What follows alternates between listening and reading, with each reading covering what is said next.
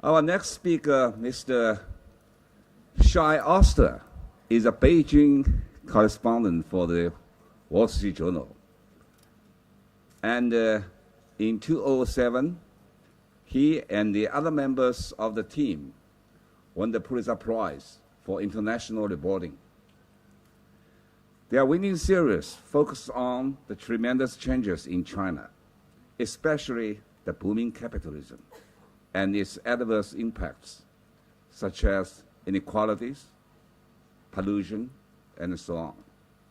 Actually, Shai has reported China extensively, and his reporting on the Three Gorges Dam was once the subject of some controversy. Shai is a graduate from the Columbia University School of Journalism, and in addition to English, he can speak very fluent Hebrew, French, and Chinese. Welcome, Shai. 欢迎。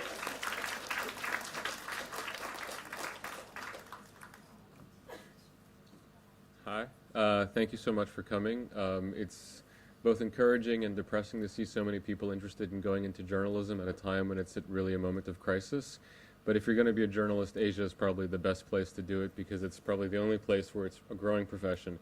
And let me just say, I speak Chinese the way a Chinese immigrant in Chinatown speaks English. Okay? So it's not 没有什么了不起, right? It's in Beijing, if you say ni hao, people are like, oh, you speak such good Chinese. But I'm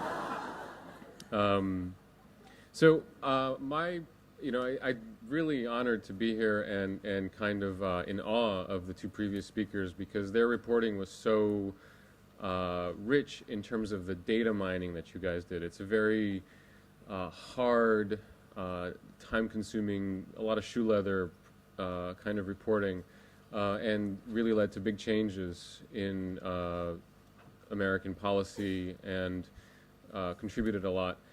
And it's the kind of reporting that you can't really do in China because that data doesn't exist. Or if it does exist, as a foreigner, you don't have access to it. I was thinking my experience as a foreign correspondent in Beijing is very similar maybe to Deborah's experience covering the Indian reservation. You're sort of the outsider. The local government doesn't really want you there. But yet sometimes we get anonymous tips, just like Deborah was getting anonymous tips. My cell phone number has been leaked onto the internet for whatever reason, and every day I get about 2 or 3 calls from some peasant someplace in China saying, oh, my house has been demolished illegally by the local government, please come and report it. Every day this happens, and unfortunately it's happened so much that it's no longer news. So very much feels that kind of that parallel of a foreigner in a foreign place, and having this duty hoisted on you as being somebody there to supervise the workings of the reservation government, right? It's not necessarily, you'd wish there would be a indigenous Indian press to cover it, right? It's the same way that I hope and I see that there's a beginning of the Chinese domestic press is doing the job that they try that foreign media had to some extent served. But really foreign media isn't there to serve any other purpose other than my job as a foreign correspondent in Beijing is not to supervise the Chinese government. It is to explain China to my readers in America or wherever else they may be. That is my primary goal, and so that's really the driving issue behind everything we do. But I'm actually, my talk is going to sort of range a little bit further back, and because my experience is very different than a lot of other correspondents in China, in that I first came to China back in 1998, and I worked for the Chinese government. I was a polisher, foreign expert, or a 外国专家 for China Daily. I'm sure a lot of you have seen China Daily, and this was back in 1998. And it was a fascinating introduction into China. I arrived June 7th, and I had no Chinese. I had read one book about China called Red China Blues, and I had really no idea what to expect. I had a notebook with the phrase, 我不吃狗肉, just in case I don't eat dog meat.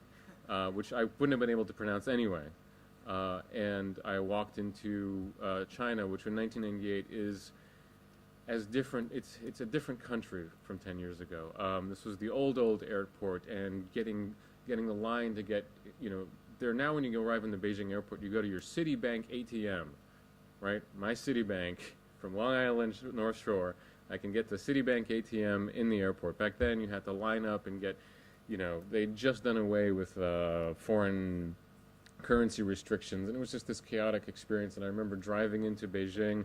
The paper had sent in black Audi to pick us up, and you're going in through this sort of mist-shrouded night into what was then the outskirts of Beijing and the 3rd Ring Road. Beijing today has, I think, number 7 Ring Road. And entering a world I had no idea what to expect. China Daily back then was very different than it is now. If you open up a China Daily today, it almost looks like a Western newspaper. It's got stories from AP, it's got stories from Bloomberg. The stories written by the Chinese reporters can be pretty illuminating. It's a good read. Back in 1998, it was every day there was a front page picture of either Jiang Zemin or Zhu Rongji shaking hands with the leader of Tobago or I don't know where else. And that had to be the front page. Everything we did was much more tightly controlled. Now, the China Daily hired about 12 foreign experts to serve as polishers, to take Chinglish and turn it into something closer to English. And we ranged from young people like me. I, at the time, was 26. I had just been a small-town reporter for a couple of years, covering crime in a paper of circulation 16,000. Right, Yuan Liu, right? That's basically a block in Beijing. And then I'd gone to Columbia Journalism School, and I'd come to China pretty much. The only reason I came to China, I was thinking of becoming a foreign correspondent.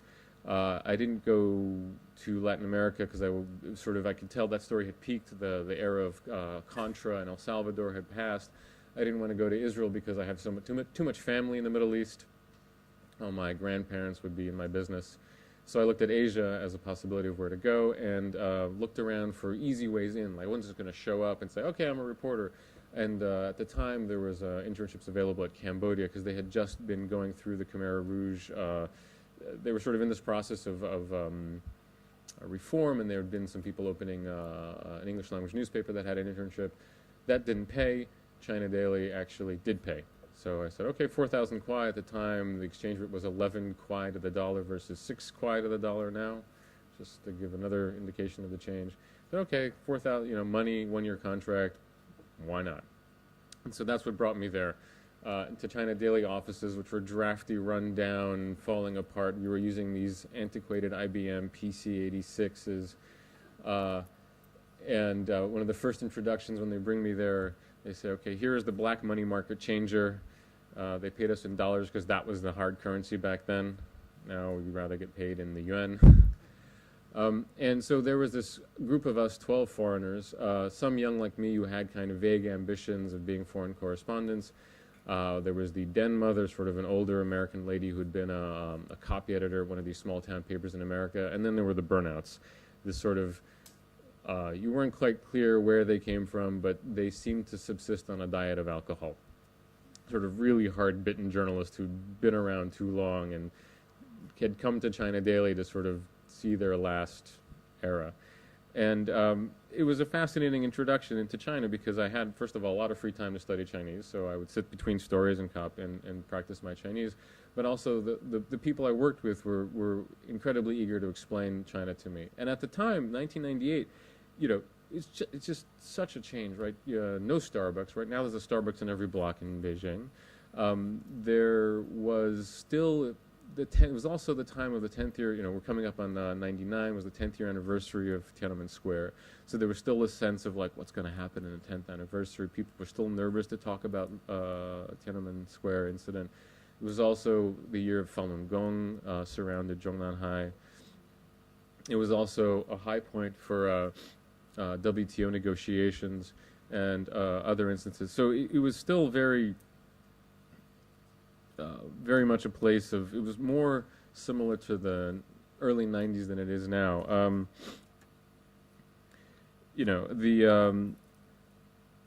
our role there, as I said, was to turn Chinglish into English, and I kind of went in there with my Columbia degree and my American experience thinking, I will edit your prose. And so people would file these stories, and they seemed to me really long-winded. So they would talk about, you know, the number 4 convention of pencil manufacturers in Lanzhou. And they would keep repeating the name of that convention as often in the story as possible. And they would repeat things over and over, and I thought, gosh, these stories are so long. So I'd go in and I'd slash and slash and slash, and I'd cut and cut and cut.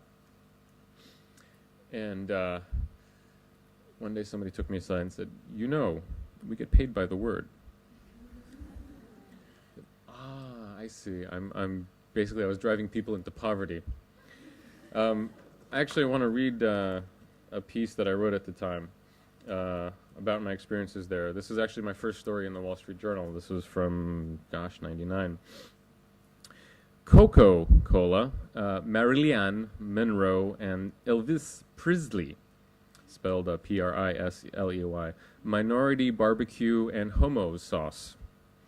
Carnegie Concert Hall, spelled K-A-N-E-G-G-I, pop music underwear. These are not the scribblings of an inventive dyslexic. Rather, they are the hapless attempts of the writers at what may be one of the most malign newspapers in the world, China Daily. The official English language newspaper serves as the mouthpiece of the Communist Party and is avidly read and readily scorned by journalists, sinologists, and tourists who can't find anything else on the hotel rack. But go easy on these guys. Chinese reporters face a daunting task, putting together an entire newspaper of sports news and features in a language most only know from textbooks. They try hard, they really do.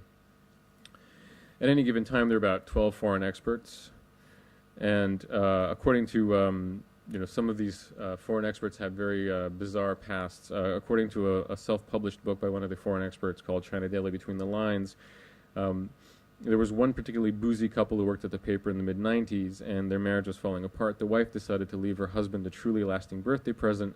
She leapt out of the apartment window and smashed on the ground 14 stories below in Beijing there. The body lay there for 7 hours because at the time all foreign crimes had to be handled by a special unit of the police, and it took them that long to come.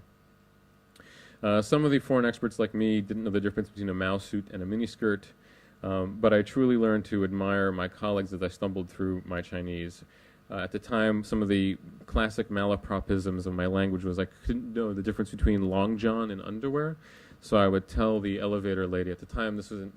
All the in most of the buildings in Beijing had a woman pushing the button for the elevator for you. She'd sit on a chair and she had a wooden stick and she pushed the buttons. And she stopped working at midnight, so you have to walk up the stairs after that. And for some reason there was like all work units in China at the time, you had your office and right next to it there was the susha, the dorm. And unlike our Chinese colleagues, we had our own apartments. People my age who worked for the paper, they were crammed in little dorms and would have hot water maybe 2 hours a day.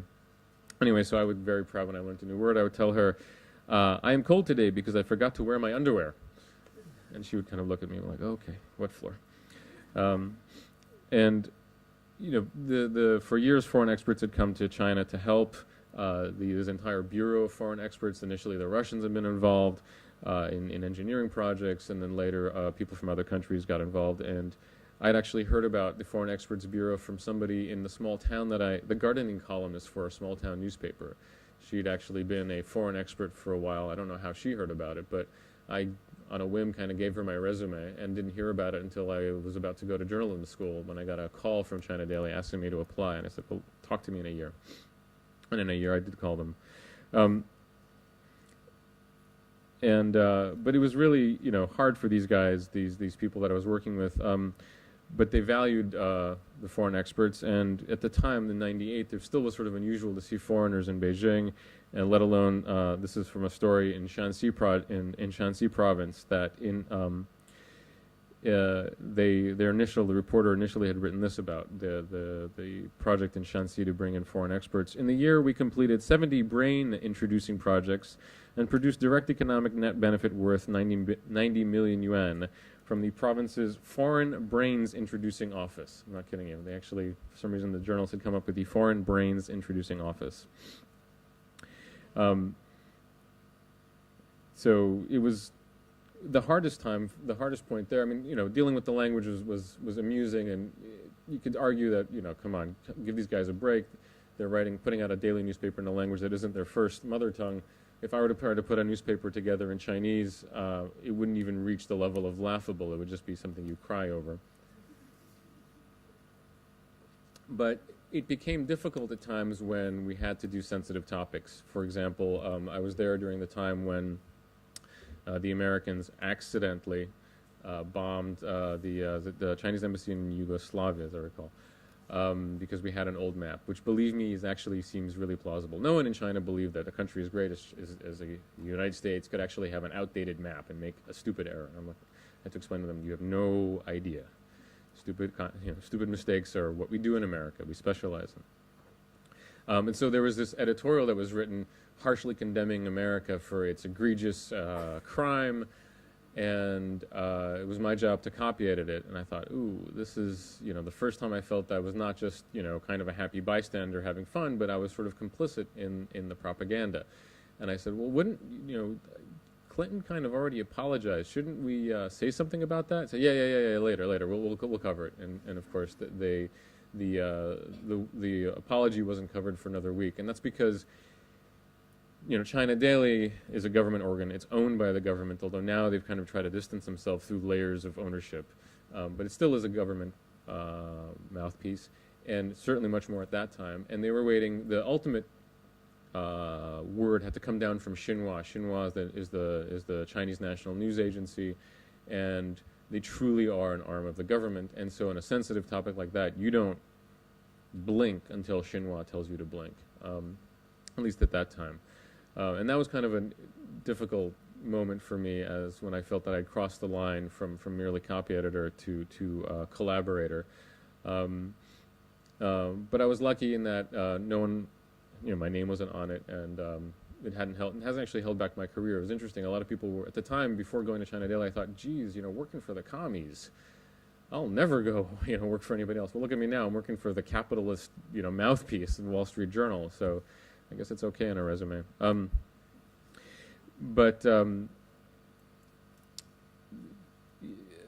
Then I was lucky enough to go from China Daily. That experience, though, it gave me an insight also into the ways that what a state-owned enterprise means. And at the time, even now, state-owned enterprises are very, very strong. But back then, the state-owned, before the late 90s, the SOEs were a really strong force in that they still had the cradle-to-grave system in place of, your housing was provided by your company, your hospital, your schooling, your lunch, everything. And it was interesting in that what China Daily would try to do is they would try to incentivize the young reporters to be better and say, okay, if you work really, really hard, right, because they can't offer money that much, and beginning to offer apartments. So how do you incentivize young reporters in this system? So they'd say, okay, if you're a star, if you're just out there busting your hump every day, we'll send you to Hawaii for 2 years. There was an exchange program.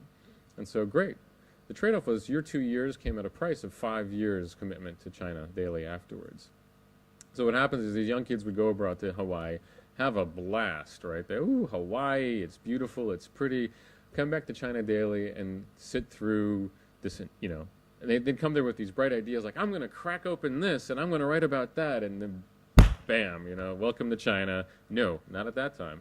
And so their hopes would be crushed, and you could just see these kids like, they were the ones with the dent on their forehead from banging their head against the wall every day trying to write a story that their editors were like, no, that's not going to happen. But they couldn't leave because at that time, literally they could not leave. Their passports, you didn't have a personal passport at that time. You had a passport through your work unit. So they're essentially indentured servants. And so friends of mine, one guy who's now worked for China, for CNN, and literally, you would sort of have to come up with an excuse. You have to plot for months in advance, how am I going to get out of here before I go crazy?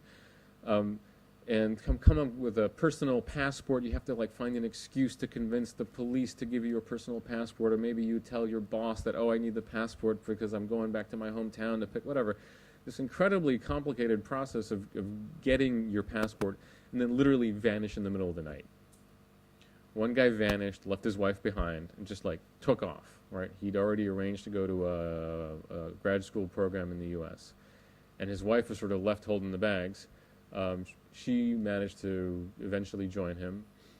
I know of another case where somebody left the the China Daily before their 5 years was up, and the company tried to sue his parents to recoup the cost of the tuition at Hawaii, but China Daily never paid the tuition. It was a cost that Hawaii university system is sort of a grant, right? So it was pretty tough back then, and almost everybody I know who worked with me at China Daily, all the Chinese, have gone on. They're either working in public relations. One person is doing fantastic work. She has set up kind of a security newsletter based out of Washington, D.C. Pretty much no one I know is still with China Daily from that era. A few have stayed, but to be honest, I'm always nervous about people who are in the system, especially because the Chinese media is one where compromise is what you have to do. So from a Chinese journalist, you know, this is still something that happens now. You don't get paid a lot of money, so the way you supplement your income is pretty much every press conference you go to, you hongbao, right? It's the taxi fare, right? So, oh, it's 200 kwai to come, the taxi was very far, so here's 200 kwai.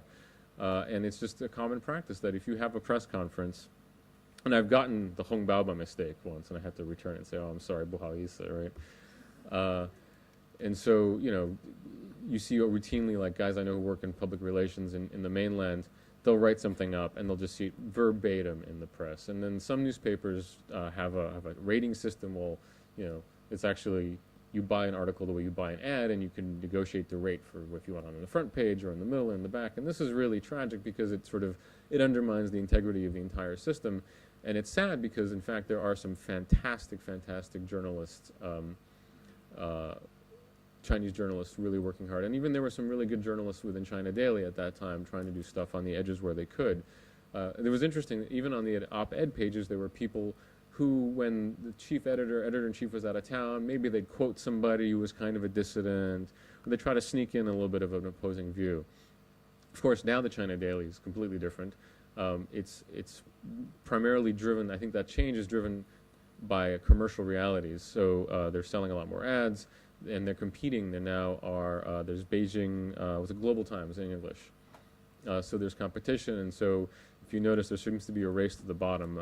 The tabloid aspect of the English language media is pretty astonishing. If you can put the words sex, gay, and, you know, gambling in the story, you know, it seems to be okay to run in the press. But for me, that was just a fantastic experience to really understand the constraints that Chinese people live under being in an SOE. You know, of course, that's changed completely. I'll just give you a little bit of my background. So after working for 1 year at China Daily, I thought, wow, this place is really, really fascinating. It's just, let me try and stay. I'd learned enough Chinese to, like, not poison myself with bad food. You know, I could order my food, I could take a taxi, could kind of fake it as a reporter. But I was lucky in that I was able to get a credential. Now, back then, it was very, even now, for foreign correspondents, there are a lot of restrictions. And it's illegal to be a freelancer. It's essentially, the way it's set up is that you need to have, you can't just be in China and write. You have to have either some kind of credential. And there are freelancers, but they're always kind of like, you know, you can get kind of these quasi-business visas on a 6-month basis, but you really run the risk that if you write a sensitive story, you're going to get booted. And this was much truer back then. I knew people who, if you wrote it, like one of the hot button issues was labor. You touch a organized labor story, you're out. But I was, especially if you don't have a, you know, because there you're actually on a, and they don't have to blame you for writing the story. They just say, look, you're here on this kind of work visa, and you're here doing something outside of the scope. So look, it's not a political question. It's just you're on a visa violation, and that's true. So I was lucky in that I was able to get a proper journalist visa through an organization called Bureau of National Affairs. If you get a theme here from this, it's unlike the methodical approach that you two take. My career has been based on opportunities and just being like open to, okay, this opportunity, that opportunity. So the different ways to be a successful journalist. One is to be incredibly diligent and methodical, and one is to be completely disorganized and opportunistic.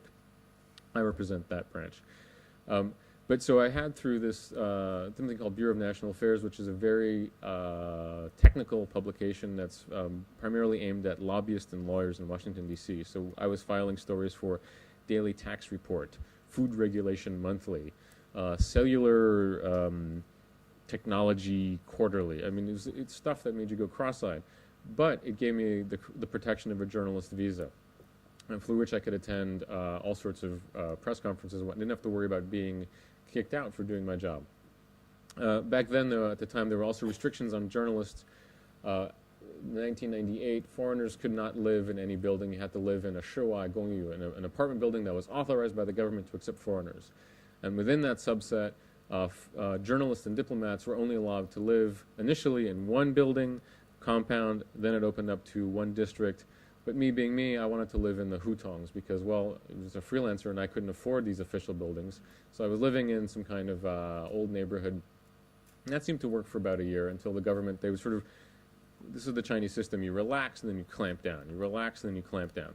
And so it involved, when they were clamping down on us, there were whole bunch of us living in this one sort of foreigner ghetto outside the legally allowed area. We would sort of get wind of the police coming, and I would spend the night at a friend's house and then kind of sneak in the next day, or I'd sort of try to give a little gift to the neighborhood police officer. He called me once and asked, "Oh, I hear you're going to Hong Kong." I said, yeah, I'm going to Hong Kong. I said, "Yeah, listen, do me a favor and find out how much this new Nokia costs." And I was an idiot. I didn't understand that he actually meant buy him. And I came back, "Oh, that Nokia, it cost this." You know, lessons learned. He kicked me out gently, at least. Now, of course, if you're a foreigner, you can live anywhere in Beijing. And if you're a foreign journalist, you can live anywhere in Beijing. And I credit that largely to the advances in surveillance technology. I'm carrying a cell phone, they can listen to my conversation. They don't need to worry about where I live. Now, I was a freelancer I was working for Bureau of National Affairs, and I was freelancing for a couple of years, and then I went to a magazine called Asia Week, which some of you have heard about, and that magazine, unfortunately, was shut down because of the great capitalist merger, AOL, Time Warner, and then I ended up covering OPEC out of London for Dow Jones, and that was interesting because it was an organization even more opaque than the Chinese government. Truly, to really see a dysfunctional country, you got to go to Nigeria, you got to go to Saudi Arabia, Qatar, and these places.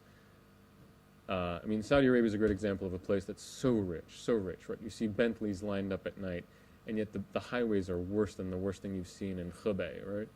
Like people begging on the streets. It just truly made me appreciate that Beijing, for all of its problems, the garbage gets picked up, the sewage system works, you know, they bring electricity to every village, right? There's a lot of achievements there. I learned to joke when I was traveling in Nigeria.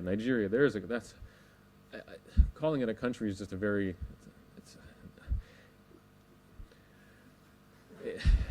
I went to Abuja at the capital to cover an oil conference, and I was staying at the Hilton, and when I went to pay my check at the Hilton, they said, "Oh, please do not give us your credit card number. We cannot guarantee the safety of the number." Yeah, okay. You know, you can go this doesn't happen in China, right? That's the level of corruption. So a Nigerian told me a joke about a Chinese official and a Nigerian official. The Nigerian official goes to Fangwen, goes to visit China, and he's greeted by a black Audi and taken around town, and it's just amazing. The official has this beautiful apartment, and they go and they sing karaoke, and they eat lavish meals, and it's duck and abalone, and oh, this is great. And so the Nigerian official asks his Chinese host, "How do you do this?" And the Chinese points out at the highway and say, "You see, for every $10 spent on that highway, I get $1. And he points to the new airport. And you see that airport, for every $15 spent, I get 50 cents. And he points to the new hospital, and we see for every 300 million in there, I get a kickback of how many million? The Nigerian says, "That's fascinating." A couple of years later, the Chinese official returns the favor and visits the Nigerian, and he's greeted by a gold-plated Rolls Royce, taken to a palace. It's like the White House rebuilt, and there's naked servants, and it's just unbelievable. There are piles of cocaine, whatever. And the Chinese official, his jaw on the floor, asks his Nigerian host, "Wow, how did you do this?" And the Nigerian official points to the jungle, and he says, "Do you see that airport?" And the Chinese says, "No. For every $10 spent, I got $10. And that's the difference between corruption in China and corruption in Africa. This is from an African told me this joke, so I don't mean to pass any judgment, but this is how they perceive it. And I think it does point to a truth in that the Chinese system, you quickly learn there's corruption, but it's on the margins. It's still a corruption. It's greasing the wheels as opposed to stealing the wheels and the grease. So now I want to talk to you. I show up, I had this experience, and it was really good to be away from China for 3 years.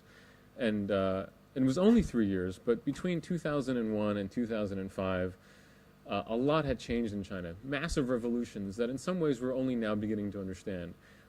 One of the stories that the West really blew and missed in China was the housing revolution. In 1999, Zhu Rongji basically is I think it's one of the single biggest wealth creations in history, when he said all this, up until that point, pretty much everybody who lived in the city had a work unit, had assigned housing, and was maybe paying a couple bucks a month.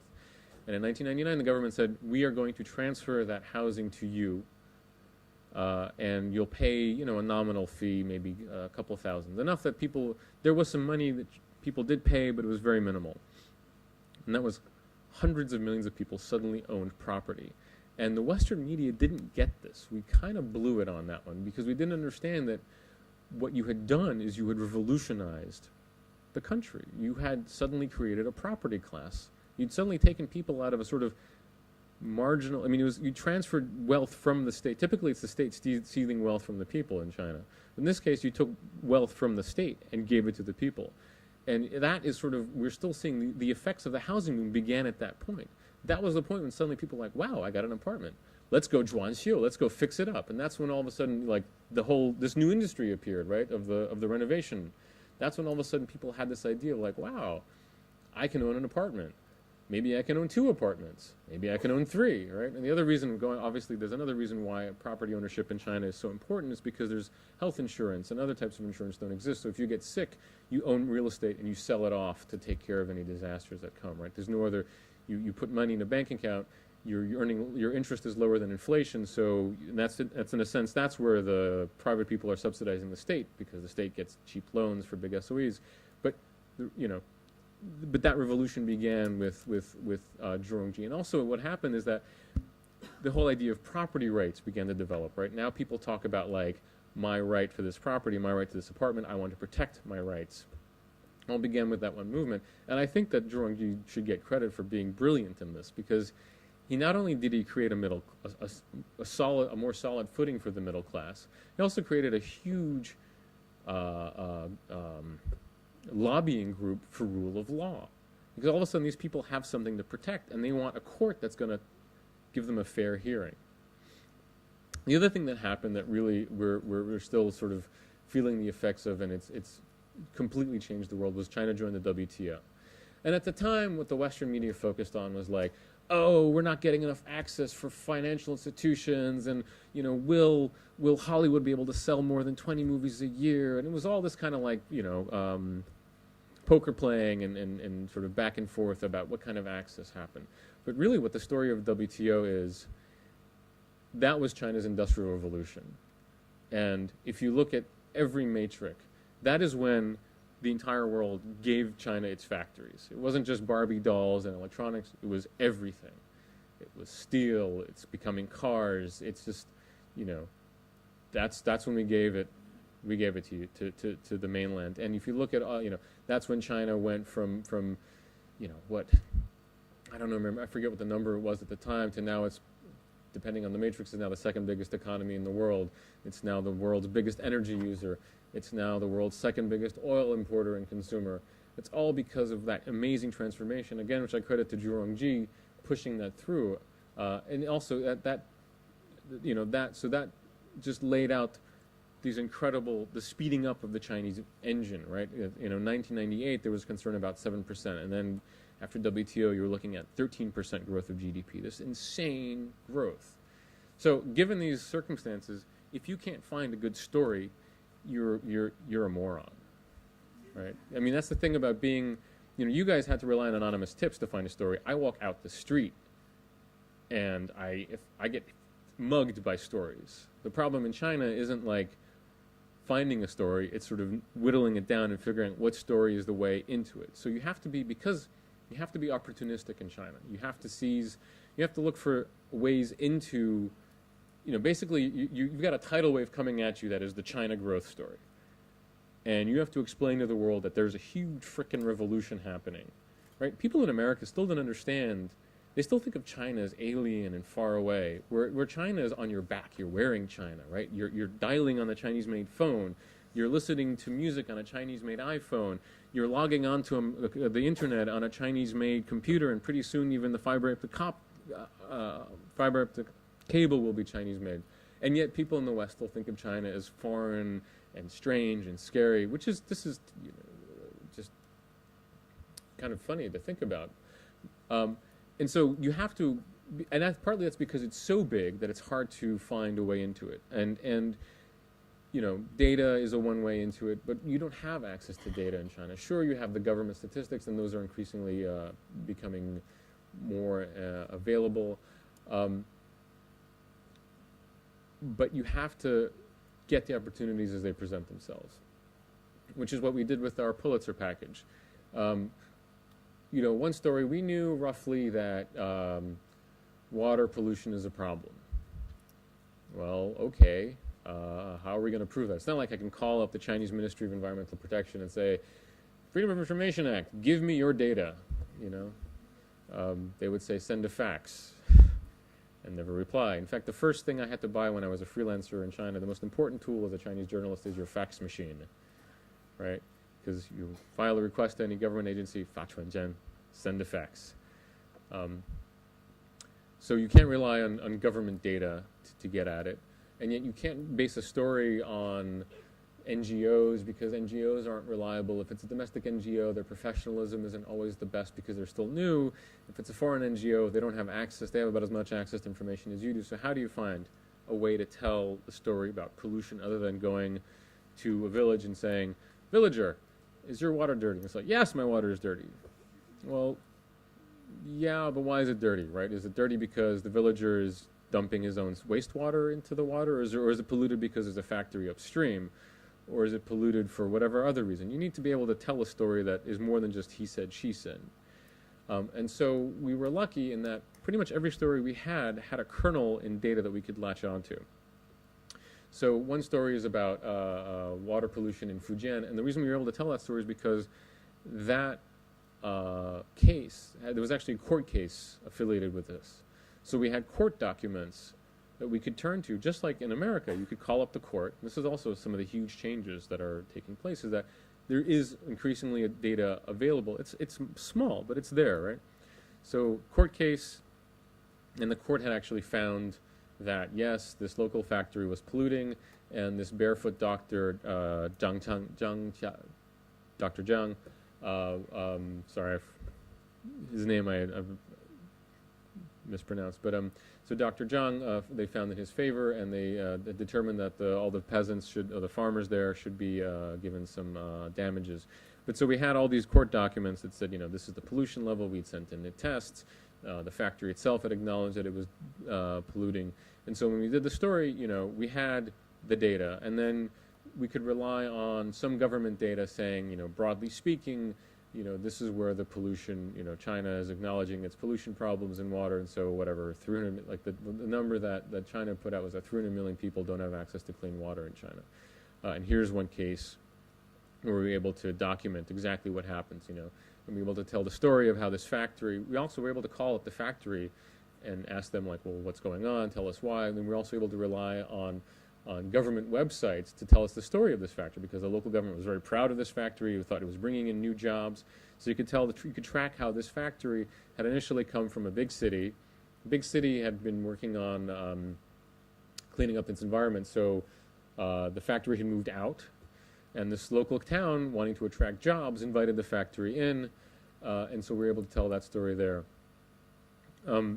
Another case we were able to do was on, sorry, I just blanked out on this. The lead case, lead poisoning.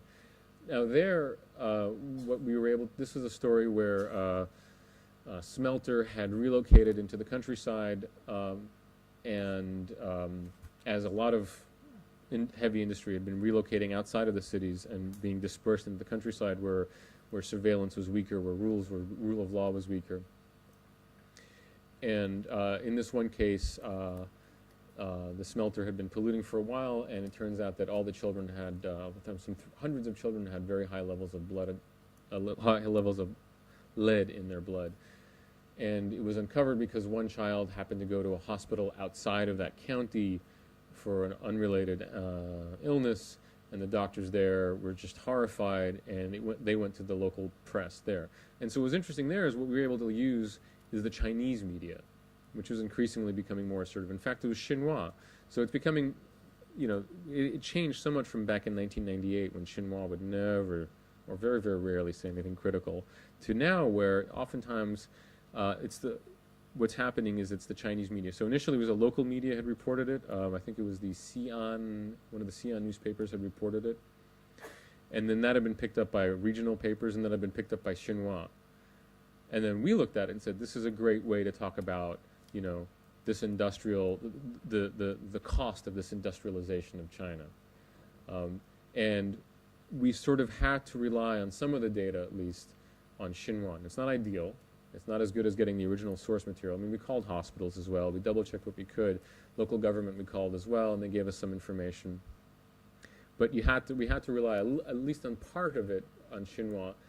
And on a case as high profile as this, the working assumption is that they're relatively reliable. Obviously, we tried to talk to the factory, and then I went down to the village itself and spoke to some of the victims and whatnot. And this was before 2000. I did that story in 2006, before a lot of the changes that happened in 2008. So at that time, 2006, before 2008, it was still, foreign reporters had restrictions on where they could report. So anytime you want to leave Beijing, you have to ask for permission. So of course, you're never going to get permission. It's like, hi, can I report about something terrible you've done to your own people? Yes, please come. No. So you would just kind of go and hope that no one would notice the white guy wandering through the remote village. Which, it's amazing, if you wear a baseball cap and walk with purpose, you can get away with a lot. And in this case, so this village was in a remote village in Gansu. I remember the feeling of driving into the village, and my heart was trying to leap out of my throat, and my stomach was going in the other direction. I was just filled with anxiety because here I am spending all this company money on a plane, and I've hired a car, and what if I show up and either no one talks to me, or I bump into a local official and I get detained? What do I do then? I got no stories. So I'm just like, okay, calm. Practicing yoga in the back seat of this car, and we hired a black Audi, and the black Audi is the official or unofficial official's car. So we look like from a distance, maybe it's just another official coming into town. Tinted windows in the back. Every time we crossed a police car, I would kind of sink further in the back with the baseball cap deeper. And we arrived in the village, and I see a long line of Pajero Jeeps. And the Pajero Jeeps are the official car of the local officials. And I'm thinking, oh no, I've arrived on the same day that the local leaders had come to do an investigation. I'm dead. How am I going to get around this? So basically, we spent the entire afternoon on opposite sides of the village. And the villagers were so happy to see a foreign reporter come, because the assumption is, for a lot of Chinese, is that you're not going to get fair treatment from a Chinese reporter, which is really sad, right? It's a profoundly tragic thing. The way it works is your local media the perception is your local media is completely in the pocket of the local government. Your regional media is slightly in the pocket. So maybe if you get a media from a different province, they might be pretty fair, which is actually what happens a lot of the big investigations are cross-provincial investigations, because you don't dare piss off your local officials, but you can go and piss off somebody else's officials because they can't cut off your newspaper as easily. So, am I going on too long? Okay. So, but a foreigner, wow, you're guaranteed objectivity, right? Which isn't necessarily the case, but that's how they perceive you. So they're just like thrilled to pieces. Yes, come. And these villagers see me, and they all have their slips of paper with the lead levels written on them, and in the 700, 800. I mean, in the U.S., if you have a lead level of 50, you're screwed.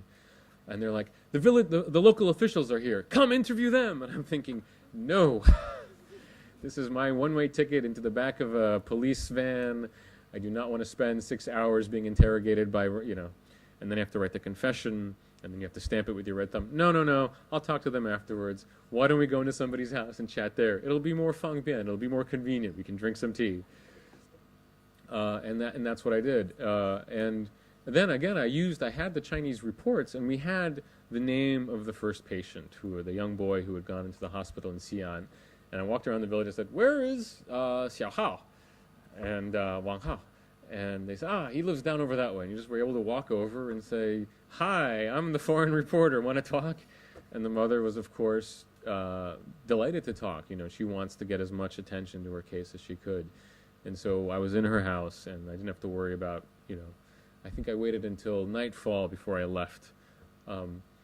And so covering another case of an illegal mine collapse where many miners had died. In that case, I saw Chinese media already there, and I thought, okay, great, I'll be able to report if the Chinese media is there. I started asking some questions, and within about 30 minutes, the local police had me in the back of their car. And I was like, but, you know, they can report, why can't I? So you're different. That's changed. In 2008, in the run-up to the Olympics, the Chinese government said, okay, we're going to open up, and we will allow foreign media to go wherever they choose. All you need is permission of the person you speak to, which is basically asking somebody, "Hi, can I interview you?" And that's amazing. It's an amazing change. So now I can go pretty much anywhere. And there are, you know, local government is never thrilled, depending on the case. But you can I don't get detained nearly half as much. I'll give an example of the change. The latest in Wanjialing, this coal mine case that happened around the same time in the U.S. There was this big disaster where 20 people died. There was a big dramatic rescue of 200 miners in Shanxi province. And so we all flew over there to cover this dramatic rescue. And I was sure that the local government was just going to be nothing but trouble. And they'd sent out an email to all reporters saying, "Please register when you arrive." And I thought, great.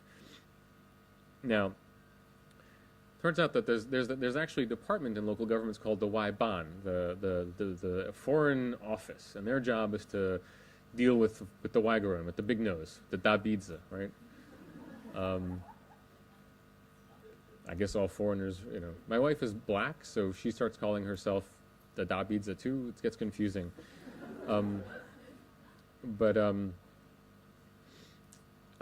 Anyway, so I digress. But so in this case, the local Waiban, they initially said, look, we've given out all the press passes, and we need the press pass because this is still an unfolding situation. We have hundreds of rescuers. There's ambulance everywhere. We just can't have you running around, you know, without any kind of, like, knowing at least how many numbers there are in case there's another accident. We just need to kind of have okay, seems reasonable. But they said, we're out of all press passes. I said, look, but I'm showing up with the Wall Street Journal. You know, we matter, right? I said, okay. Call me when you arrive. So we call, I can give you one pass. I said, but I got my translator, and I got my photographer. Well, you know, I can't just have one person. And I'll see what I can do. And he came up with 3. I said, wow, this is amazing. You're actually facilitating my reporting. Then when we went to the actual mine mouth, there was, of course, police and everywhere. And, you know, I've covered cops in America, too, and cops are never happy to see a reporter. This is like a genetic trait.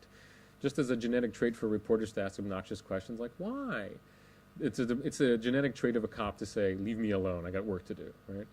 So, of course, they're dealing with the real tragedy, real accident. The last thing they need is a bunch of guys with tape recorders going, talk to me, right? What are you doing? So they've sealed off the area. But then the guy from the Shanxi Waiban says, come here.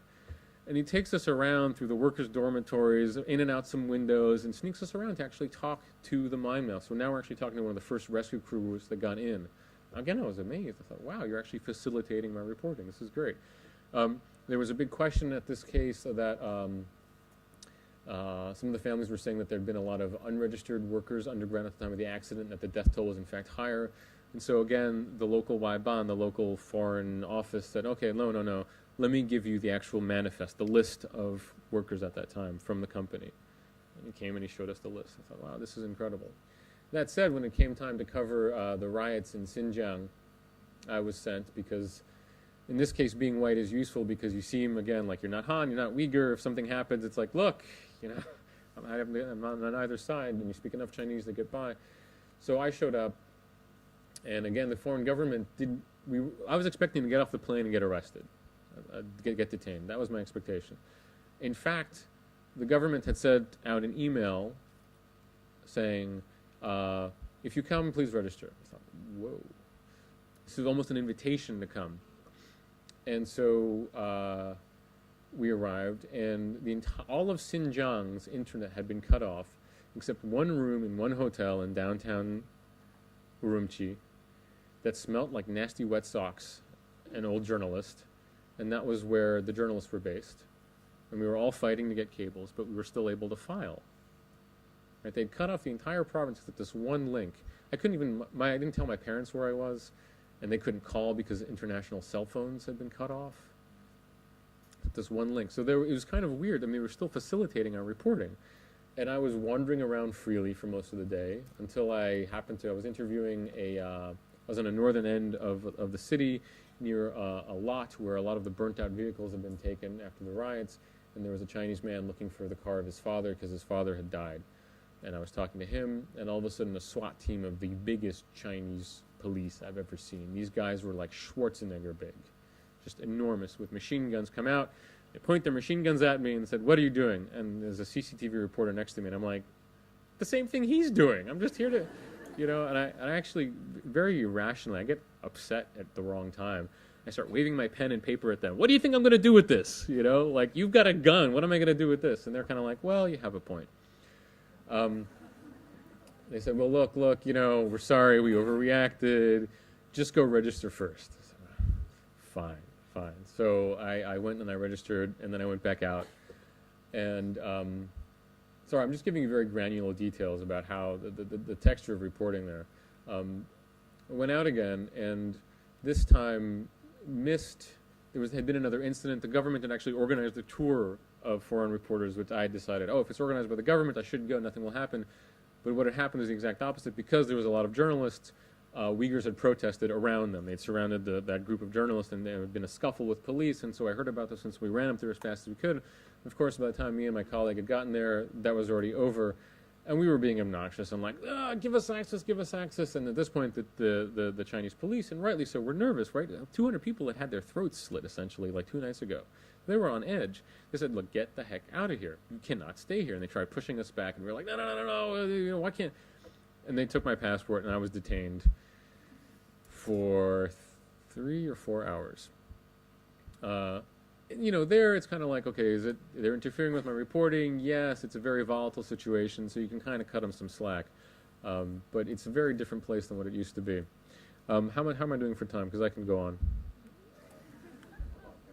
10 more minutes. All right. Now, another thing that's changed a lot about reporting in China is that it used to be, as a foreign correspondent, that you write a story, and maybe somebody in America reads it and go, wow, that's fascinating, or what a shame, or gosh, they're just like us, or whatever reaction, right? But you walk around in Beijing, and no one knows who the hell you are, and maybe somebody in the foreign ministry reads your story and says, why did you say bad things about China, or, you were fair, or whatever. But basically, you had no impact. You're just a foreigner in a foreign land, and that's it. What's changed now in the past 2 years is that our stories are widely read, not only by the Chinese leadership, which we know our stories are read in Zhongnanhai, but by the Laobaixing, by the mass, right? We've established a Chinese language website that has about 1 million or more unique hits a month in the mainland. So we are now almost a mainland media in a sense. We're speaking to our Chinese readers in a way we didn't before. My Chinese readers know what I do. Not all, obviously, but in a much greater degree. It's gotten to the point where once I showed up in some mining town, and I say, I'm from the Wall Street Journal. Oh, great. And this is the taxi driver. He's a poor taxi driver, you can tell, right? They have one tooth they share with the family, right? Threadbare. Yes, I'm from the Wall Street Journal. Oh, I read you online all the time. Okay.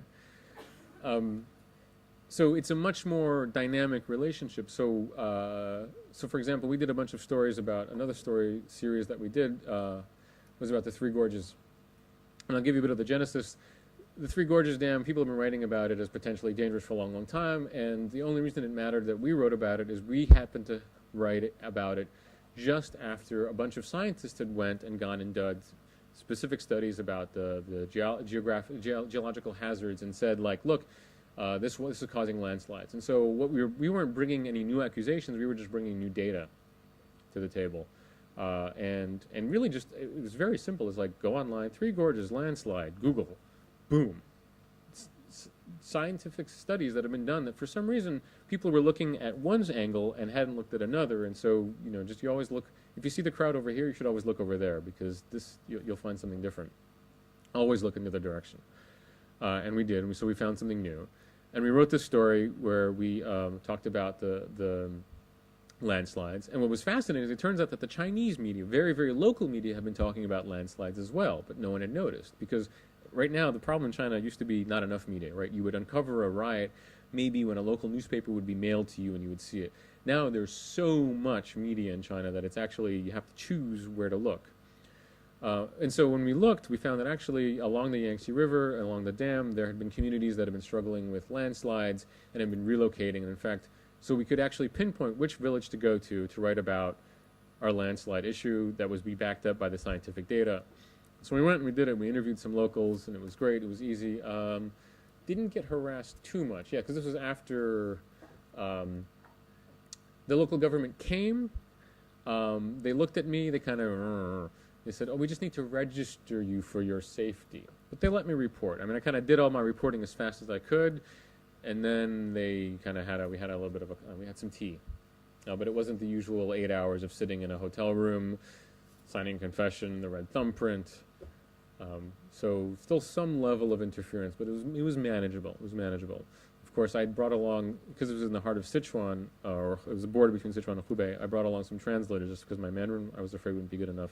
Turns out that I understood these guys' dialect better than the translators did, because I'm used to like kind of figuring out meanings. Any case, so we wrote this story, and we thought, okay, that's great. It's a front page story. You know, it's interesting. We did something new about the Three Gorges Dam. That's cool. And then we got another story, which was our story was being quoted in a Xinhua story. What the hell? It was about what had happened is we had.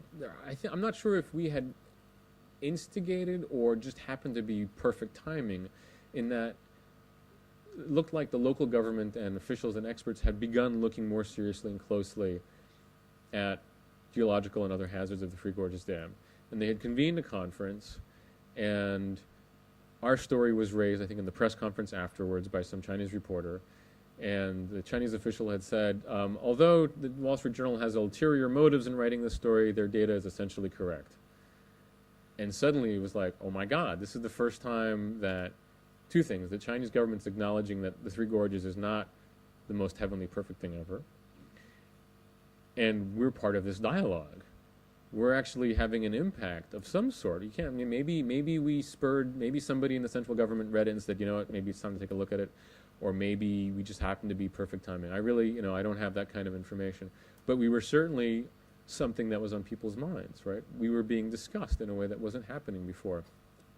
And so this story took on a life of its own. It just kind of kept producing more and more facets, right?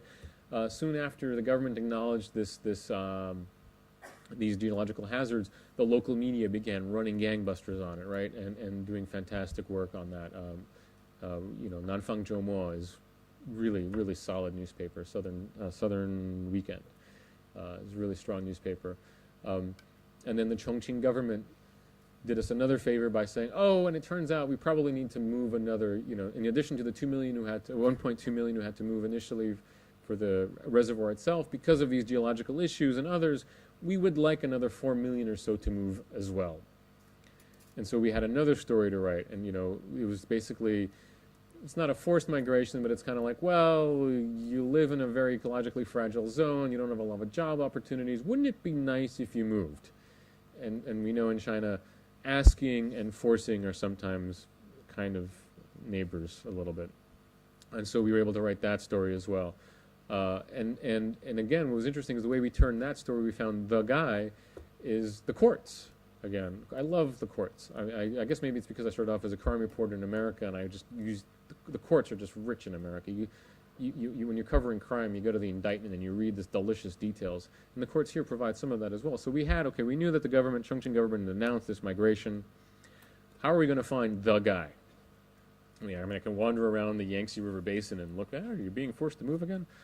But luckily, we had a case. We had a lawyer who had made his name in Shenzhen suing companies for worker compensation after worker injuries, had now relocated to Chongqing because he saw a business opportunity representing all the people who were going to have problems in this new migration. He was sure there's going to be a lot of litigation. And so he offered me a tip, like, I might be representing somebody interesting for you.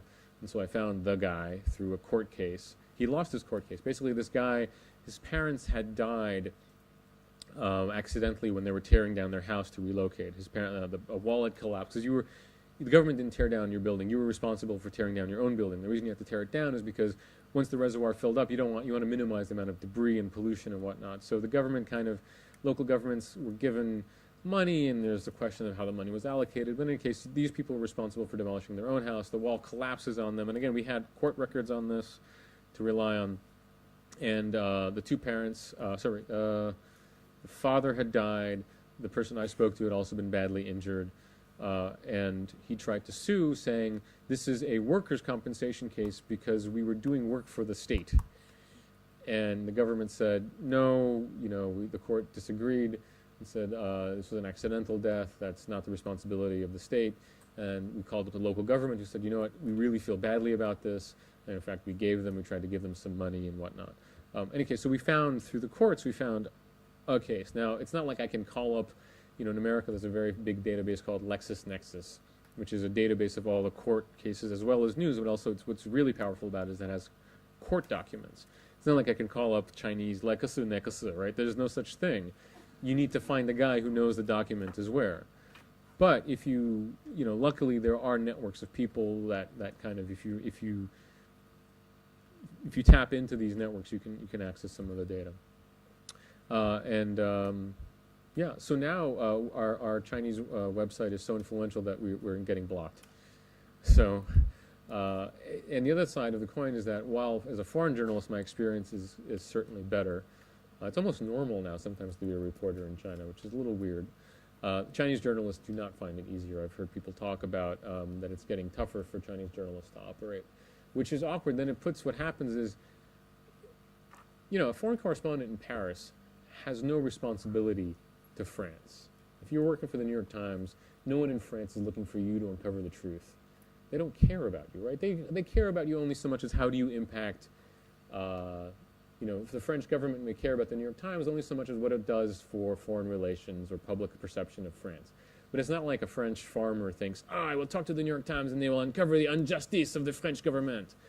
But in China, you still have this weird position hosted on you where people are calling you up literally every day because they can't get redress. They feel that they cannot get a fair hearing in the Chinese media or the Chinese government, and they expect you as a foreign reporter. They say, 你帮我忙, 你救我的命, help me, save my life. And it's like, dude, I already did a story about water pollution last week. I can't do one today. Your case doesn't matter. And it's a terrible reality, but it's true. It's not my job. But it shows you two things. It shows you both that there's a rising perception of awareness that I want my rights, I want my story told, I'm not afraid who's going to hear it, but that the media still is in this tight position where it can't necessarily report. It doesn't have the freedom always to do what it wants to do. Anyway, thank you very much. Good luck to you.